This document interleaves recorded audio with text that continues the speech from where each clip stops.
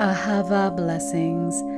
Welcome to this episode of Embodying the Shehina. This podcast is here to support us during these times of accelerating energy of ascension in order to remember, embody, integrate our soul essence.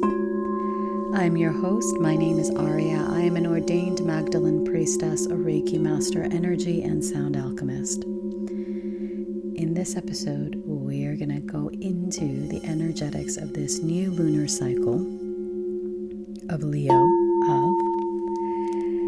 and it is one of the 3 toughest months, but the good thing is that all energy is, and all energy that there is there for us to work with it, to learn how to navigate the energetics of whatever is going on and how it interacts with us in order for us to elevate and embody more of our soul, more of our light, more of the divine essence spark that flows through us.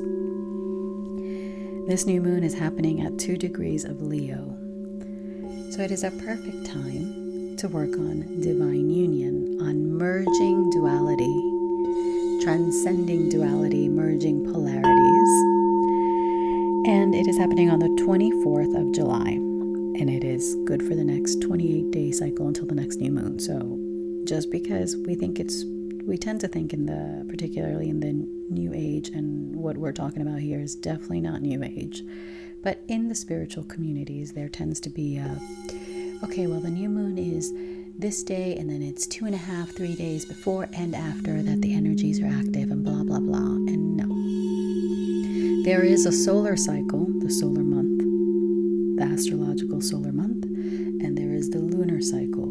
The lunar cycle is the one that we work with for manifestation. It is the one that we work with to go within, to work on our intuition, to work on our connection to our soul, to the divine, because the soul is represented by the moon. The moon is your inner world. The moon is your emotions. The moon is how we feel. The moon is the face that we don't show to the world often. Only those that are closest to us really know what's going on in the depths of our hearts. And that is the moon. The sun, of course, is the external, the outward, the yang, the masculine way that we present to the world. It is who we want the world to see. And that is how your natal chart would be beginning to be broken down. Your sun is how you present to the world. Your moon is your inner world. So when the moon is new, it is when the sun and the moon are in conjunction. They are in union. And during this time, it means that we are merging our inner and outer worlds. We are merging the masculine and the feminine. We are merging the soul with the physical body, the unseen with the seen. And this is why it is a perfect time for working on manifestation. Leo energy. Let me get into Leo energy. So it's happening at 2 degrees. I'm going to go into the number 2, the numerology of the number 2. The number 2 is about duality coming into union. It is receptivity. It is creating space. It is connection.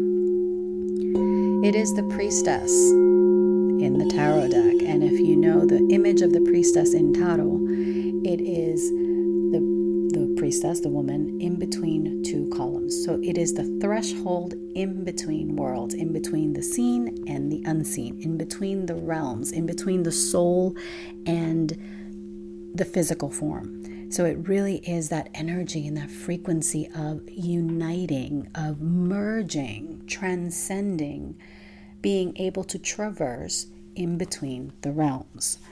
This is the 2. It is devotion. The 2 is an invitation to embody, to incarnate the divine feminine. It is our relationship to the divine mother, father. Because God, goddess, is not one gender. There is no gender. We tend to think that there's a masculine God because, we were raised with a masculine God, and then we came to be aware of the goddess, and then it's like, like, oh, well, it's just a feminine god. Yes, because creation is always happening, so it has to be a feminine god. But it's not feminine, it's not masculine. God, goddess is one. It is oneness. It is the transcending of what we view as masculine, feminine in this physical world. Because remember, in the upper worlds, there is no duality. Everything is union. Everything is oneness. Everything encompasses all that there is, and this is the two. It is fluid, it is flow, it is openness, it is receptivity, it is creativity. It is connected to the water and connected to the feminine mind. So it is connected to the unseen. So the energy of this new moon really invites us to delve into what we don't want to look at. And Leo energy, Leo is warm, magnanimous, royal, regal, strong, very, very active, masculine type of energy. Because Leo is the king, Leo is the sovereign. Leo is strength and leadership, power, self-mastery. When I speak of power, I speak of power in the essence of self-mastery. It is not power as it has been corrupted and distorted on this earth, where it is dog eat dog and survival of the fittest. That is not true power. True power, true empowerment comes from self-mastery. Self-mastery is knowing thyself. Self-mastery is knowing your wounds, working through them, transcending them, allowing them to become integrated into your wholeness. And in that action, in the action of transcending and merging with that which has caused you grief, suffering, loss, pain, we're able to embody a higher octave of our being. Leo is passionate and warm. Leo is the heart chakra. Leo is connected to love. It is ruled by the sun. It is courageous energy. It is driven, magnetic, ambitious, creative. It is a loving energy. It is a pleasure. Remember, Leo rules the 5th house in astrology, and the 5th house has to do with procreation. It has to do with children. It has to do with creativity, with self-expression, with play, with pleasure, with romance. It has to do with passion. It has to do with action. It has to do with art and creating art. And we can create art even if we're not artists. We're always creating art. We're creating art through the way that we express and move in the world. Your life is a masterpiece. It may be a work in progress, but it's still a masterpiece. It's all a matter of how we choose to work with the energies. This moon the energies just keep getting heightened. I just say this again and again, and I cannot stress this enough. You thought the first half of 2025 was rough going. The second half, buckle up, baby. Because it is fire. So this moon is trine with Saturn retrograde, in a sextile with Uranus, in a trine with Neptune retrograde, in an opposition with Pluto retrograde again, and in a square with Chiron. What does that mean? Saturn is about leadership. Saturn is about responsible leadership. It is about discipline. We are being tasked, because Saturn is a taskmaster. We are being tasked with our relationship, fine-tuning our relationship to our ability to lead ourselves primarily, and our ability to embody sovereign leadership, our ability to commit to a path, the path that is in alignment with your soul, with your heart, and to take the necessary steps to rework looks for you to embody discipline, leadership, sovereignty, for you to embody your mission. How does that look? Does there need to be new structures in place? Do we need to create a new infrastructure for how we need to move in the world, for that which we are birthing into being? This is Saturn. Saturn is very connected to it's a feminine planet, and it's connected to the masculine aspect of discipline, of structure, of creating the framework and the boundaries for us to thrive. Because without boundaries, we really we're not going to be operating at our best potential. Uranus represents awakening, a huge shift in our ability to think, because it's in Gemini, just at 0 degrees of Gemini. Our ability to think, our ability to express ourselves, our ability to understand the power of our intention. There is a great karmic awakening that is happening. And Uranus is that sexual creative energy being manifested into the world, being lit up from within. And it's up to us how we express that energy. We can use it to destroy, and that won't be good. But we can also channel that sexual creative energy into the light and allow it to infuse our actions, our thoughts, our words with deeper wisdom, meaning, awakening, allowing it to reach the hearts and minds and awaken people through our presence. It is through our embodied spirituality, our ability to embody higher wisdom, to actualize and ground it, to take physical action on it, that we actually are creating and birthing the new world. It is not through airy-fairy, we can just channel. No, but what are you channeling? Are you channeling from a place of ego? Are you channeling from a place of fear, of doubt? Because there is a false matrix. There is a false womb that siphons our energy. It exists. Are we plugging into the matrix that is based on fear and doubt and separation and disunity and, I don't like that person because blah, blah, blah? Are we channeling and connecting to bullshit that we think is dressed as light, so we somehow think it's okay? Or are we holding ourselves accountable for what we are birthing into being? Are we holding ourselves accountable for what we are aligning to?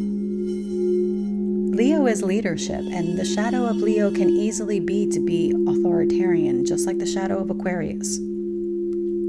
To think that your way is the best way, but you're not even paying attention what you're attuned to, what frequency you're holding. The frequency you hold in your heart is the most important thing.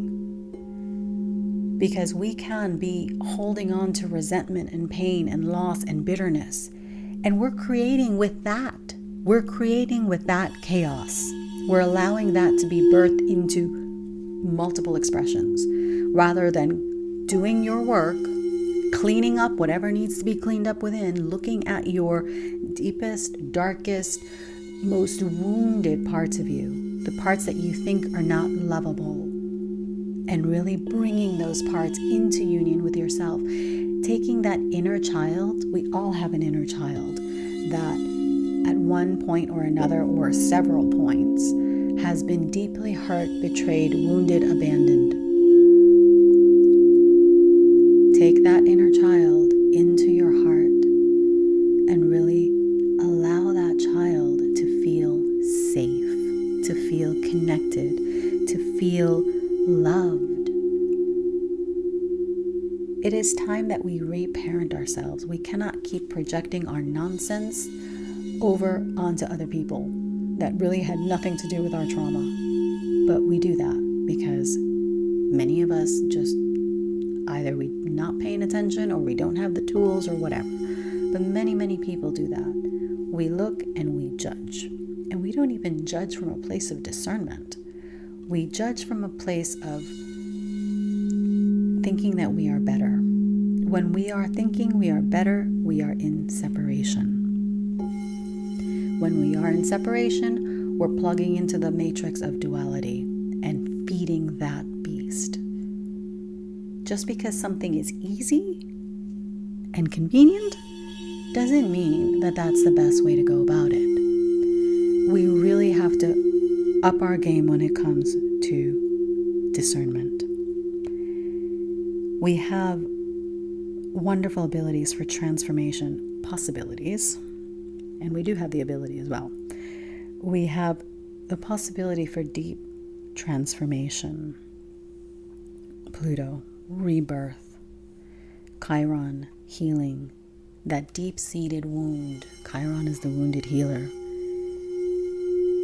Neptune, the connection to our soul, to the higher self, to the infinite part of you, the part that has never been separate from Source, from God, Goddess. All of this is coming together. And if we aren't careful to nurture the vessel, your body, your mind, the home for your soul, which is your body, then we're going to have chaos. If we don't do the spring cleaning or summer cleaning, whatever kind of cleaning we got to do, if we're not up, we don't know what kind of portal we are. Are we a portal for lesser energies to come through? Or are we a portal for the infinite light?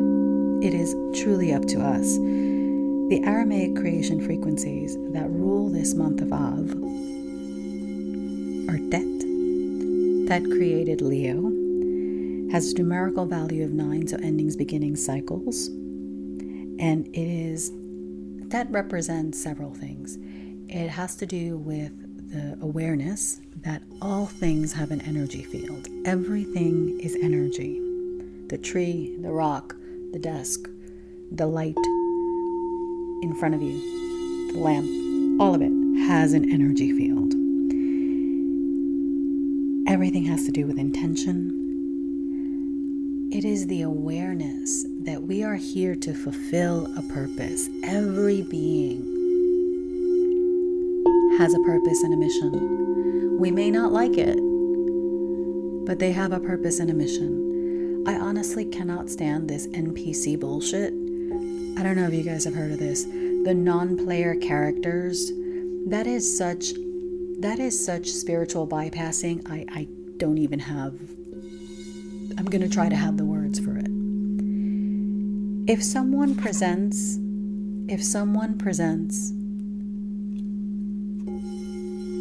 an alternative reasoning, an alternative explanation for something that you are dealing with, and you don't like it, and you're triggered, but you don't want to admit that you're triggered, what you do is you basically say, oh, that person is an NPC. So you think that you can ignore and bypass whatever that person shared.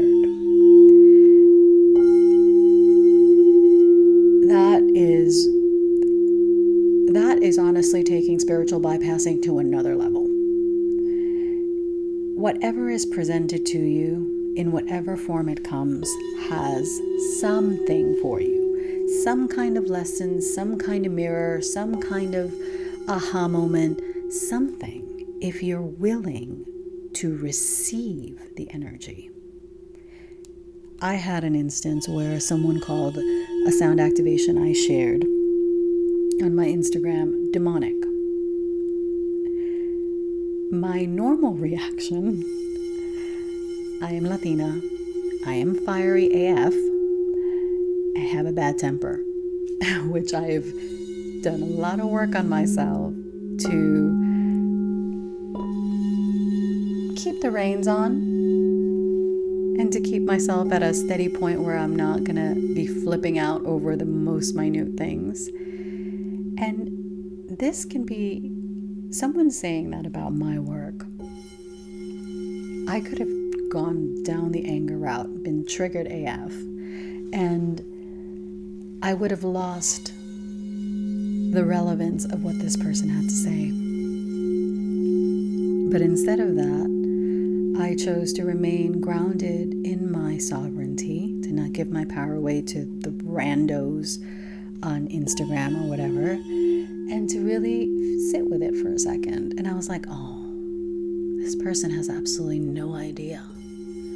No idea who I am, no idea what I do, no idea that sound frequency creates all life, and no idea. He mentions Jesus. Jesus was not his name. Not sorry about it. That was not his name. Jesus was a fictitious character, a name that Greco, whatever the hells, decided the Roman Empire, under Constantine or whatever time that was, decided that, oh, that's his name. He was a Hebrew. He was a Hebrew mystic. He was an Essene initiate. And his name was Yeshua. And there was a specific frequency to his name, because in the Aramaic Hebrew creation letters, every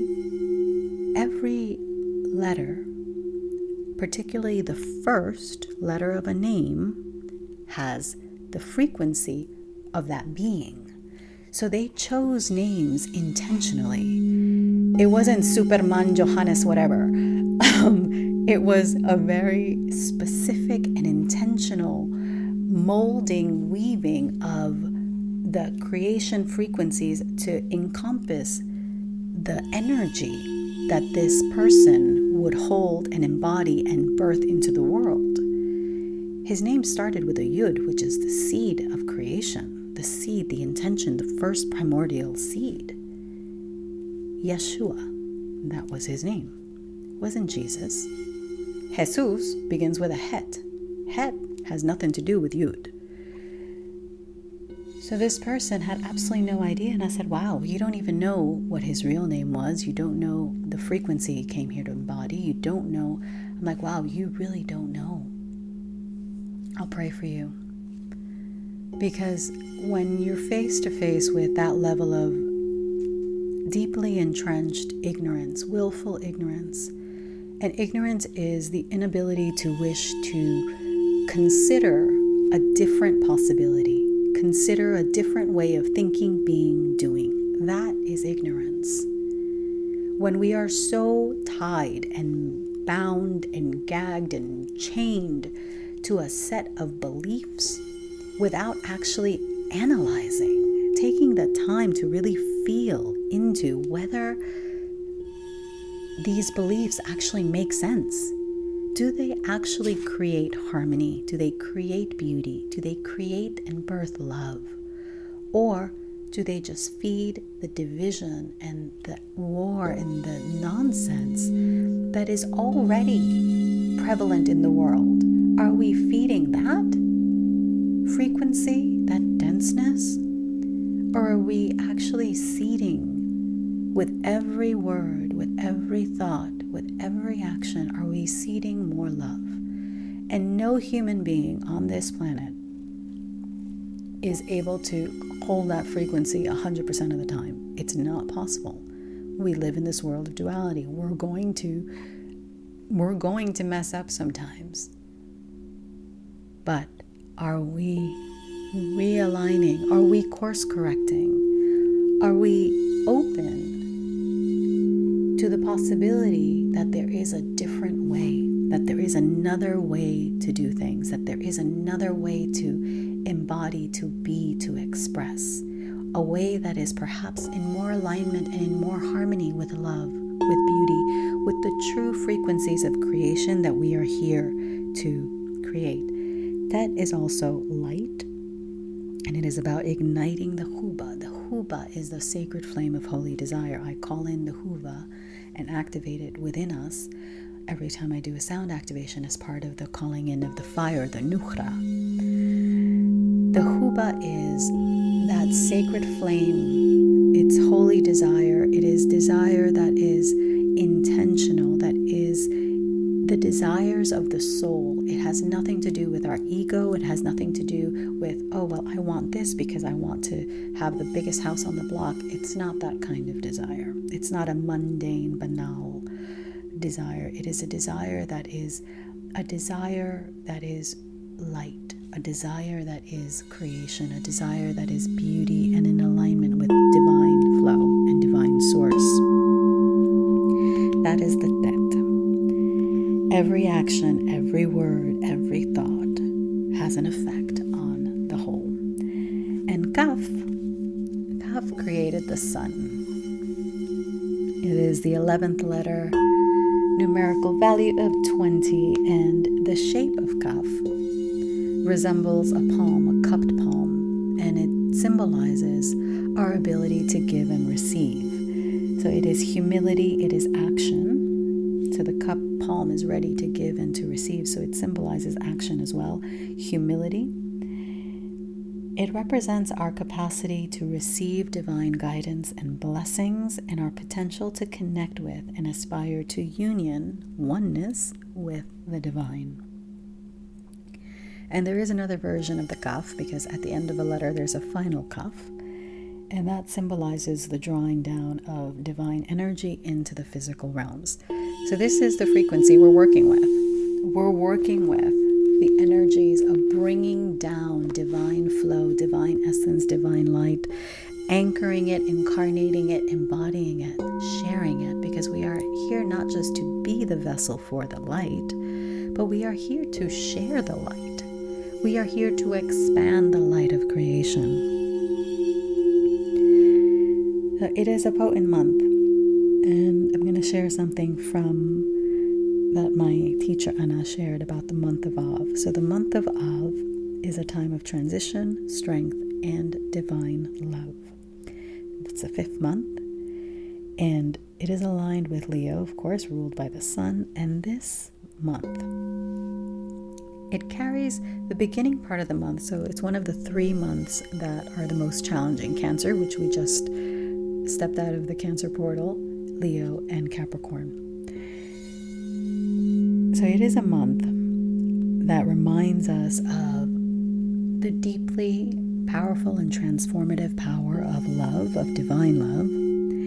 It is a month that holds the energy of mourning and consolation. And even through that pain, it strengthens our faith, because it strengthens our connection to the divine. We know that we can emerge through whatever challenges life throws at us through our connection to divine God, Goddess, Source, Allah. It is a time of rebuilding. It is a time of embracing the divine light that shines even amidst the darkest nights of the soul. This month is calling upon us to embody courage and resilience, to have faith, and to proceed with an open heart, to really allow your heart to open. And I know that that's difficult for a lot of people, particularly if we've been hurt and we've been betrayed. It's very, very hard to trust and to really open your heart. But this month, let's look for the lessons. Let's look for the teachings, the wisdom, the gems of wisdom that we can garner and gather from whatever we've been through. Because there's magic amidst the deepest, darkest parts of your soul, those parts that we don't want to face or look at. There's magic in there. How are we going to find it?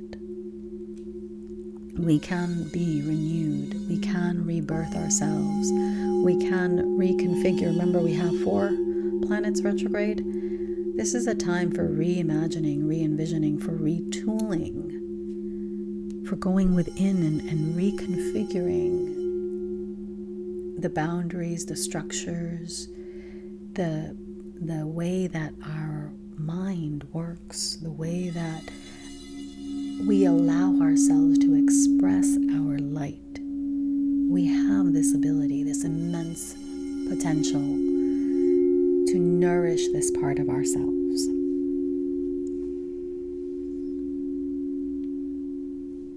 And I also want to talk about sacred leadership. I mentioned sovereignty. Sovereignty is connected to leadership. Sacred leadership is a leadership that is rooted in your heart. It is rooted in the heart. It is aligned with divine will. And it is fully accountable. It is a type of leadership where we don't hold ourselves above anything or anyone. We are leading by example. We are leading by the things that we do. When people are not looking, when the camera is not on and you're filming whatever live for whatever, what are you doing when no one is looking? That is who you are. That is true leadership. And I'm not saying we don't have our moments where we just kick back and maybe you have a glass of wine. I don't judge. We do what we got to do. Or you're watching some television. We all have our moments when we just have to forget for a moment about this is what I got to do. However, in those moments when no one is looking, are you still in your heart? Are you still opening and receptive to wisdom? Are you still looking and seeing, hearing the messages? What is being revealed to you in those moments? Because even in those moments where we are kicking back and watching some television, there are aha moments you can have watching the most ridiculous TV programming. And you'll be like, wait a second, that's that. And you'll put dots together that you did not think you could ever put together.